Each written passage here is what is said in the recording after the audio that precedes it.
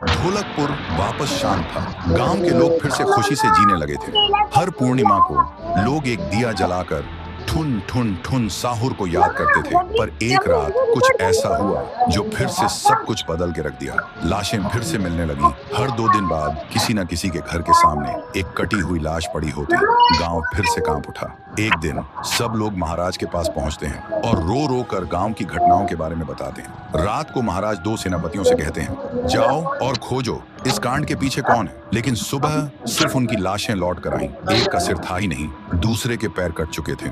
महाराज समझ गए कुछ तो लौट आया है, कुछ जो सिर्फ मौत का खेल खेल रहा है। और फिर कहते हैं, अब इस जंग का सामना मुझे ही करना होगा। उसी रात महाराज चुपके से गांव में आते हैं और एक पेड़ के पीछे खुद को छुपा लेते हैं। और ठीक रात के 2:30 बजे अचानक कहीं से धुआं छा जाता है और उस धुएं के अंदर से एक आवाज आती है।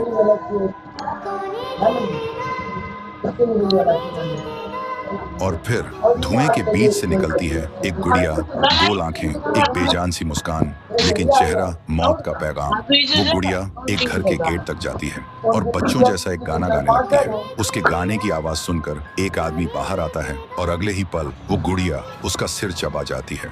वो आदमी तड़प तड़प के वहीं जमीन पर गिर जाता है। महाराज सब कुछ देखते हैं, उनकी आंखें भर जाती हैं। उन्हें समझ आ जाता है इसके सामने जाना मतलब खुद का अंत लिखना है। अगली सुबह गांव के लोग इकट्ठा होते हैं। महाराज कहते हैं, ये पिछले भूत से भी ज्यादा डरावनी है। इसे सिर्फ वही हरा सकता है जो मौत को पहले ही हरा चुका है। और फिर एक पूर्णिमा की रात सब लोग दिया जलाकर पुकारते हैं, आप वापस आइए, आपके बिना ये गांव जिंदा तो है पर जीने जैसा नहीं। तभी एक आवाज गूंजती है